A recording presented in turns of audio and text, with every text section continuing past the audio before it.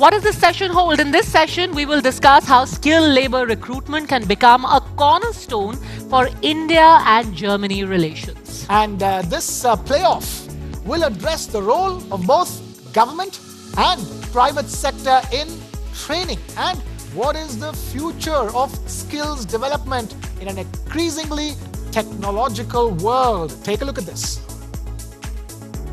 Germany stands at the edge of transformation. And no growth can happen without people. We need skilled workforce. Job vacancies are unfilled. We have a rising demand for skilled workers for years now. But India holds the key to this dilemma. Germany is open for skilled workers.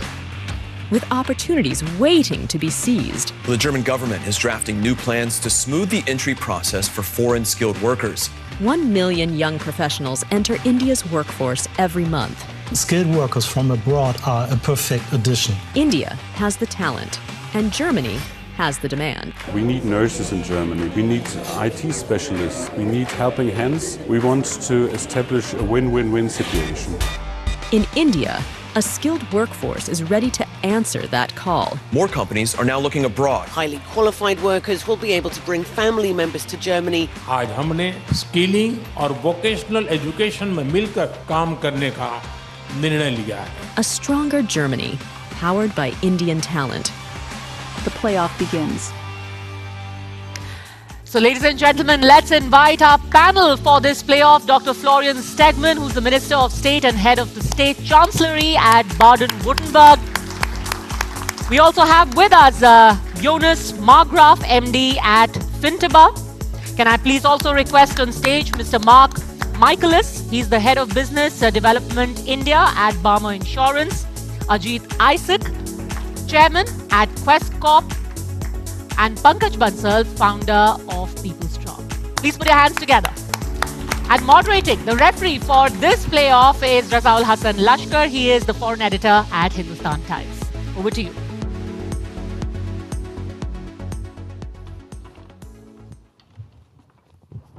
Hello and welcome to this session. This is going to be slightly different from the other sessions we've had before. The other sessions were very exciting, but they were about stuff like quantum computing, artificial intelligence. This one is going to be different because it's about the people who are going to actually make the connect between India and Germany. So I'd like to just start with the State Minister. And Dr. Stegmann, if I could start with you, why would you cooperate with India? Why do you want the cooperation between Baden-Württemberg and Maharashtra? Because we do know that there's been a state partnership agreement, which is going to be 10 years next year. But why India? Yeah, thank you very much for your question. And first of all, thank you very much for hosting this great event. It's really a great honor for me to share my point of view on this very important topic. So India is not just the biggest democracy with a population of 1.4 billion people. It's also a country with boundless opportunities. So let me go more in detail. First of all, I think India has a vast potential for investment in economic collaboration. It's a country with dynamic markets and global growing influence. Secondly, India is a global leader in software development and software services. You provide our companies with cutting-edge products and services. So we fit very good together because Baden-Württemberg, we also have a tech-driven industry, so we would match at that point very good. And thirdly, India is one of those countries with one of the dynamics ecosystems in the world. So if we collaborate and if you are partnering with an Indian startup, you can accelerate our tech industry. And my fourth and most important point of view is India has a very strong focus on education and skill development. And this aligns very perfectly with Baden-Württemberg. We are very strong at the vocational training expertise. And in a nutshell, I would say deepening cooperation between Baden-Württemberg and India it means unlocking a potential with shared values, complementary strengths, and vision of mutual growth. But it's not just a partnership, it's for us an opportunity to shape the future of the world. Thank you. Good start to the discussion. If I could turn to Mr. Isaac, he had some very interesting points while we were just chatting outside. His organization is the largest employer in India, the third largest in the world. So maybe you could just give us some thoughts on, what India could bring to the table when it comes to meeting the requirements in Germany. So just a correction, we're the third largest staffing company in the world. So let me just give everyone here a sense of the Indian job market. So what are the skill sets available, what's the structure of it, and what can come out of it. There are totally 560 million people in India who are classified as eligible to work, people between the age of 15 and 64. Out of this, about 45% is in the farm sector. So about 250 million in the farm sector, 310 million in the non-farm sector. Only 20% of this total of the 560 million is what you call is a formal workforce. People with employment letters, contracts, provident fund, benefits, etc. The rest of them work at will with other places. There are small enterprises in India, smaller than the Mittelstands that you find here. That is what we call as MSMEs, mid and small medium enterprises. There are about 63 million of them in India. They employ about 1 to 2 people each. So about 120 million people out of the entire total of 560 million work in small enterprises. So that's the structure of the market. If you go on the supply side of where education comes in, we have about 10 million people who go through technical education or graduate courses and are eligible for jobs every year. So that's the supply that Germany can look at, one constituency of people. Inside that, you have about 1.5 million engineers who come out, and about 100,000 doctors, plus about 200,000 nurses. Globally, the shortage of healthcare workers is about 18 million. Germany also has a little bit of shortage, I'm sure, and we have nurses now. We're losing nurses to Germany, good thing. But, so this is the landscape of the supply of people. I just want to leave one more point before I turn it back to you. I think it's important for Germany to know that the last 10 years has been transformational for India. India now has a can-do attitude. Its people are aspirational. They like to fit into a system. They're becoming more and more formal and structured in the way they work. So in a society like Germany, I would encourage you to look at people who are in this transformational phase of their journey. And I think they will do well to contribute productively to employment markets here and to enterprises in Germany. I'll just turn to another German perspective now. Jonas, who is from Fintiba, which is a platform that works to get international students across. We were having a little bit of a chat, about managing the, expectations and realities. Maybe you could throw some light on that, and how would you work to integrate Indians who are coming into Germany? Yes, thanks a lot. Yeah, Fintiba, we're a platform, as you said, like a tech platform or like a tech and people service platform where we help internationals to come to Germany and get through the bureaucratic hurdles. And we have accompanied more than 300,000, mainly students, on their way to Germany, and we gained a lot of experience. And I think I would like to touch upon that. I think what you said, we have talked a lot about technology and figures and numbers, and this is about the human factor, about the brains and the skills. And I think this is exactly the point. Also, when we have the triple win strategy of our government, about that 2 governments will benefit, but also really the people that come to Germany. I think it's about how do you want to make someone successful, and successful you become in terms of personal journey and growth if you make it, and make it is mainly about integration. It's really all the hurdles of getting familiar with German. I mean, even if many people you get around here with English, finding a job normally requires some level of German.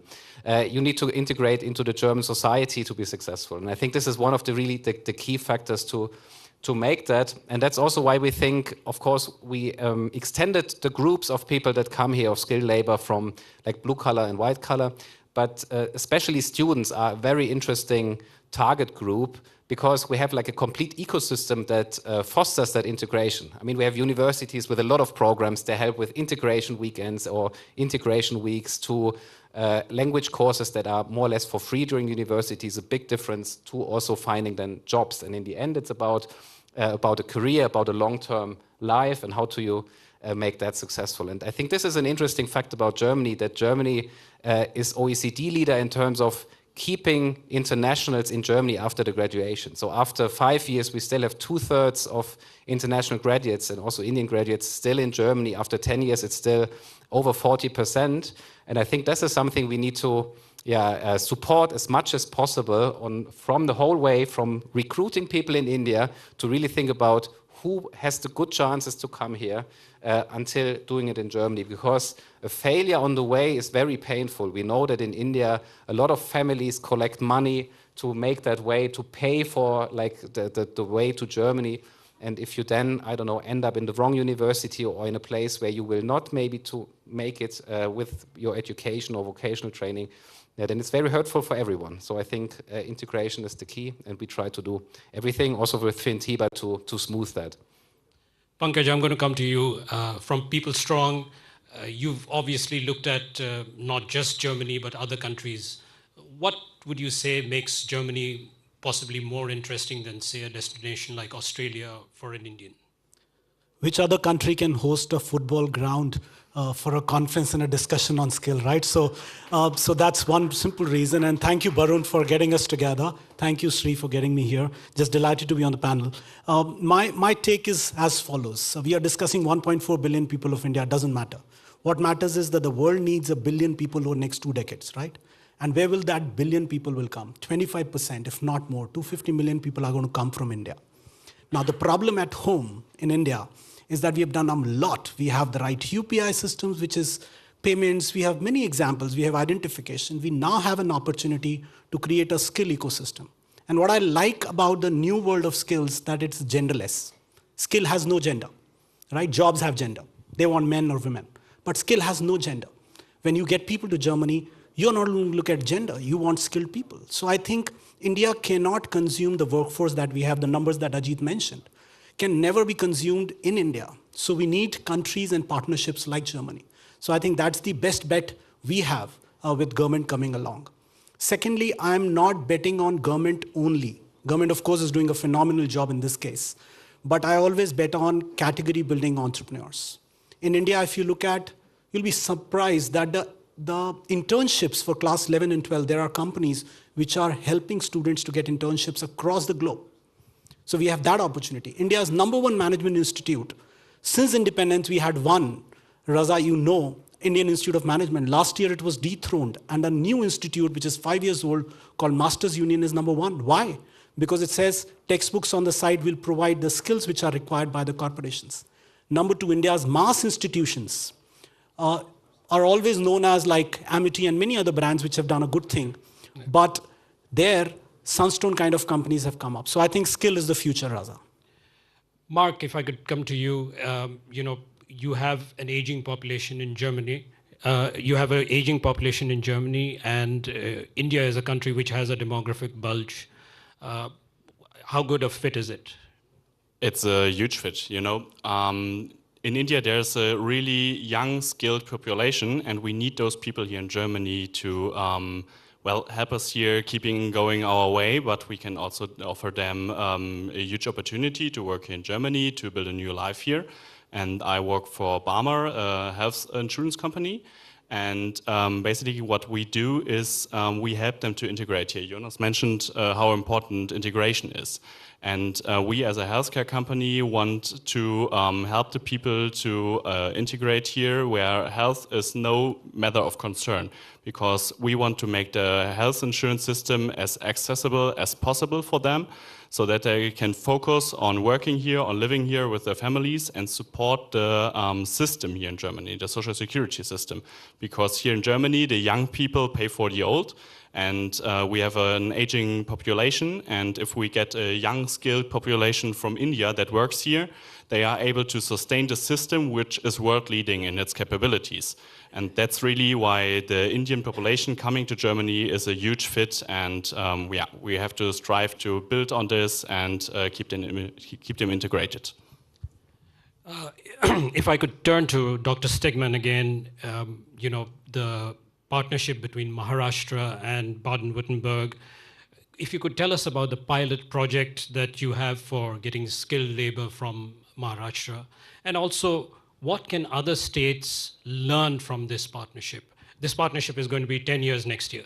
Yeah, that's absolutely right. Also, the cooperation between Baden-Württemberg and Russia it could be a role model for other states as well, I'm convinced. And the recognition of our work make me and my team incredibly proud. But how did we achieve this? The foundation of our cooperation is a long-standing partnership built on personal trust and even friendship and relationship. Over the past years, I have traveled many times to India, to Mumbai and Pune, and I had a lot of fruitful discussions, countless meetings, and so we have built a strong foundation of trust and respect and friendship. And this respect and our friendship is, let me say it like that, is the heart of our cooperation. And we work very closely with great trust. And both regions are, of course, the powerhouses in industries like automotive and mechanical engineering, and also the healthcare sector. We have both a strong ecosystem in research.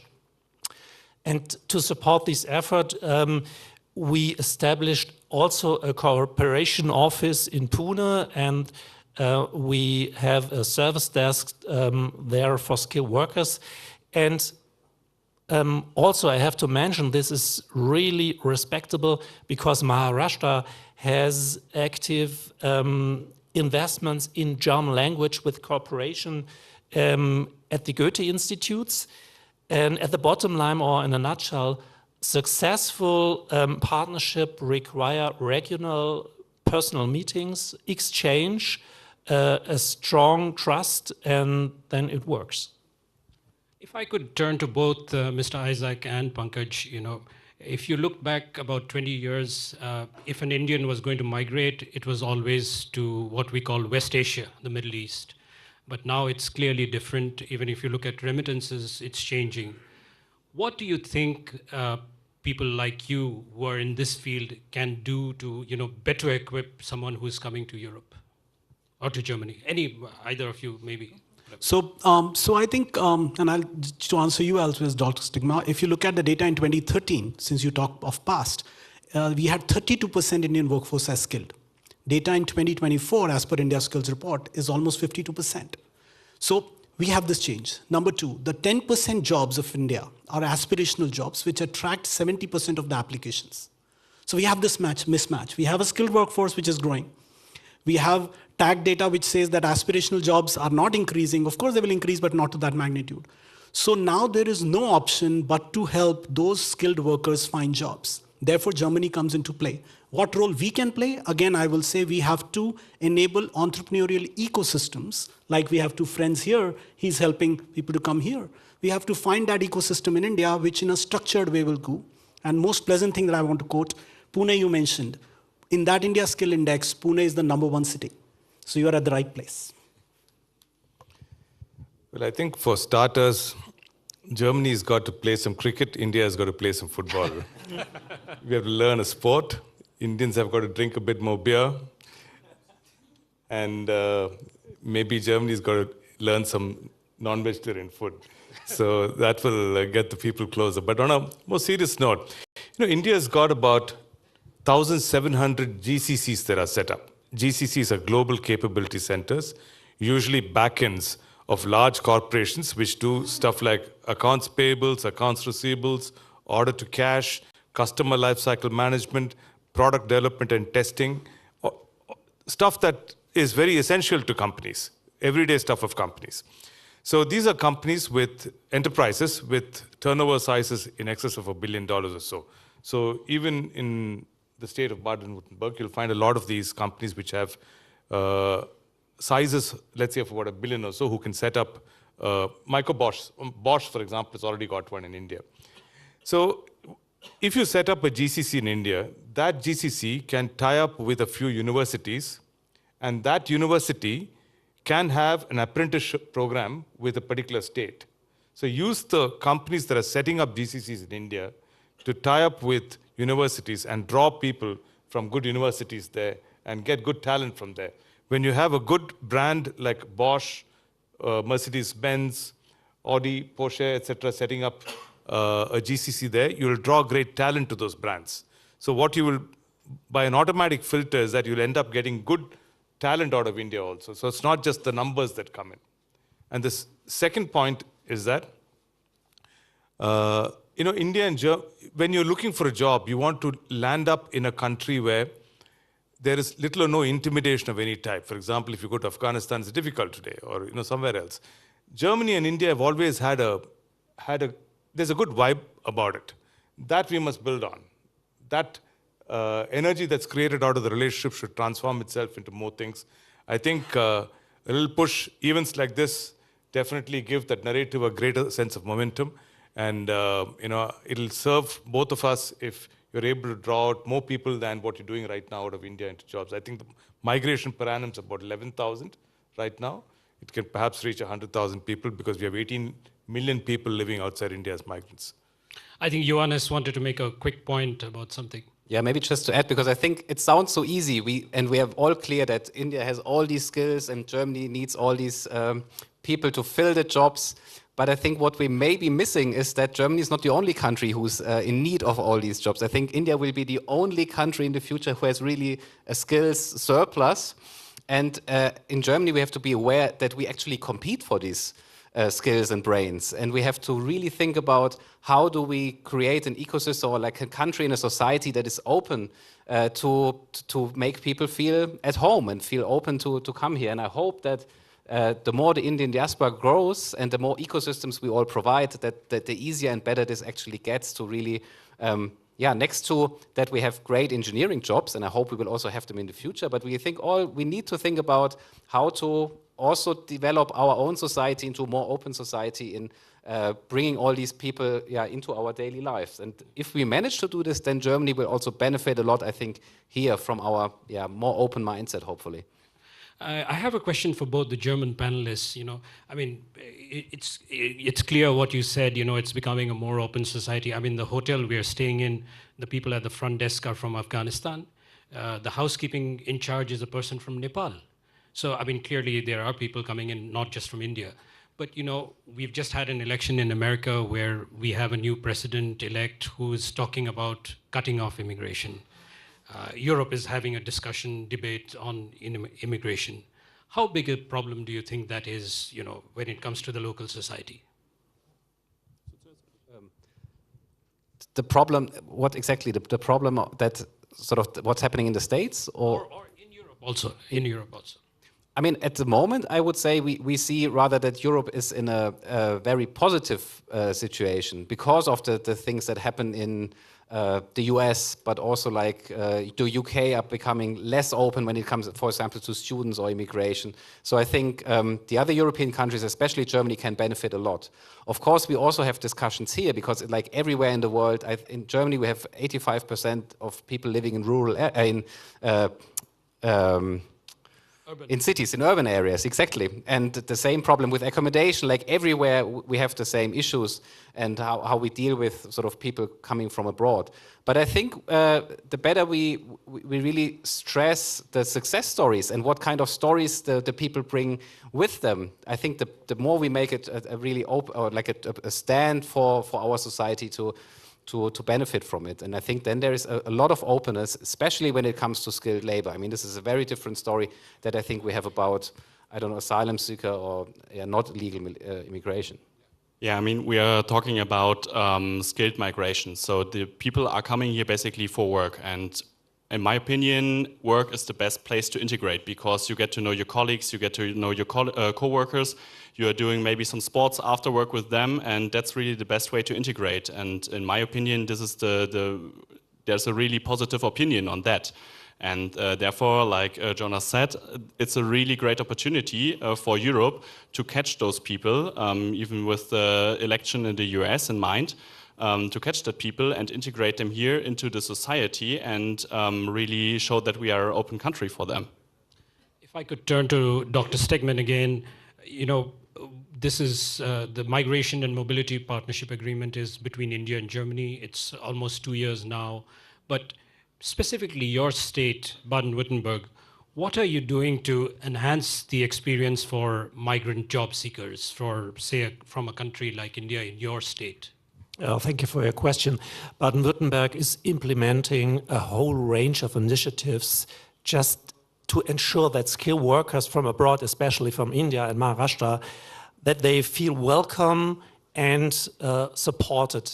So we have learned a lot from our past experiences, and we're always trying to become better, just to get the process smoother and more effective. And one of our key initiatives was the implementing of 12 welcome centers across the state. The welcome centers, they are, let me say it like that, they are the first point of contact for newcomers, and they are also first point of contact for companies who requires skilled workers. And they can support you with information, and that is very important for both sides. And another very important and significant milestone for the Baden-Württemberg government was to establish, we call it the State Center for the Immigration of Skilled Workers. What does it mean? It means the center is designed to optimize and streamline the immigration process for skilled workers, make it smoother, faster, more effective, as I mentioned. And me personally, as play a central role in this whole process. I do a lot of conversations with stakeholders like not only our ministries, but also the federal ministry, the Federal Employment Agency, the Chambers of Commerce, just to get to know each other and to know what are the problems. For me personally, it's very important that our cooperation with Maharashtra and India is sustainable. It's really very important. It must be sustainable. So after all, we just heard it, it's all about people. It's all about their personal stories. So that's why I meet not only very regular with politicians, Indian politicians or government representatives. I also meet Indian entrepreneurs and even workers from the health sector. So I met the nurses from Kerala just to know what was your journey to Baden-Württemberg. So, and I always asked what did well and where do we have to improve ourselves, because the personal exchange helps us, helps me to understand where are the problems and helps us to get better. So to put it in 2 sentences, our aim is move to Baden-Württemberg for life and stay in Baden-Württemberg for life. That's our mission. That's a pretty ambitious plan. I think we're running short on time. I'm probably going to ask all the other 4 panelists to kind of sum up. But if I could ask the Indian panelists, you know, so far, very rosy picture. Do some crystal ball gazing. Do you see any pitfalls? Pankaj, maybe? Can India spend enough money in publicizing this partnership is my worry. There are not enough people who knows about it. That's one challenge that I see as we progress. And as Ajit mentioned, I want to give a number of GCC. The Global Capability Centers or GDCs in India are 45% other than their home country. So we are the largest already there. So we will get stuff there. And lastly, as Khalil Gibran said, children are through you, not from you. So if they are through us, let's give them the best opportunity that exists here, probably allocate some fund. I'm requesting Indian government and German both to publicize this policy. That's what I will say. Walk the talk. Yeah. So I think there are a couple of issues that both sides should look at. First is that out of 18 million people who live outside India, Germany does not now come into the top 5, so to say. So we have to do something about changing that perception about why Germany is a great place to live in, to work in, and to find employment here. The second thing is, I think there is a changing model of immigration developing.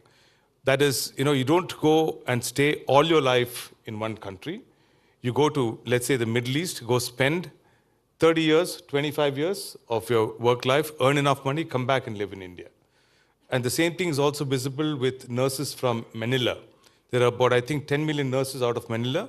Almost, it's the single largest M4 component of their economy, of repatriation of earnings from nurses who work outside. And those nurses go work outside and then come back and live again in Manila and rejoin families. So we have to combine both of these things. How do we get more branding to get people here? And how do we create a structure where people can come live here for some time, earn some, and then go back if necessary? Johannes and Mark, some final thoughts?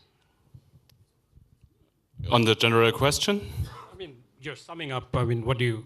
Yeah, really, we have to look that we create not a win-win situation, but a triple win. So the employers have to profit of it. The social security system should profit out of it in Germany, but also the employee who comes to Germany has to profit out of it. So we have to strive towards improving their lives as well as profiting from each other. So I see there's a win for everything. Maybe some last thoughts? Some last thoughts. Yeah, I think it will be a joint effort, and I think it's exactly what we represent here. It should be effort between companies, the government, between India and Germany. And I mean, we believe in the value of international exchange in Fintiba, definitely. And I would say, let's exchange to grow. And I think grow can be then in Germany, also back in India. It will benefit all of us. And use TV9 network to publicize. On that note, a very good note to end on. Thank you. Wonderful panel. Great thoughts. Thank you very much. Thank you. Thanks. Thanks.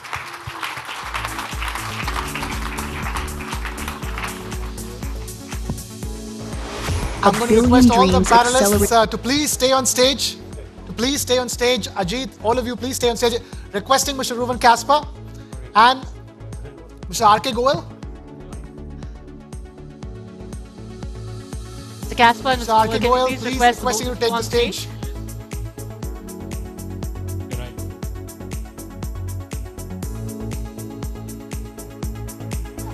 Please. Mr. Goel, please.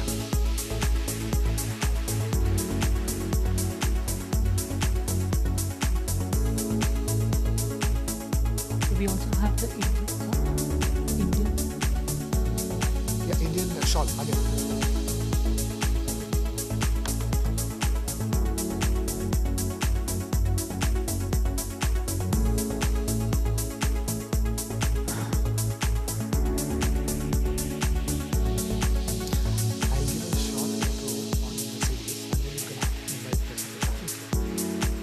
Take from teleprompter.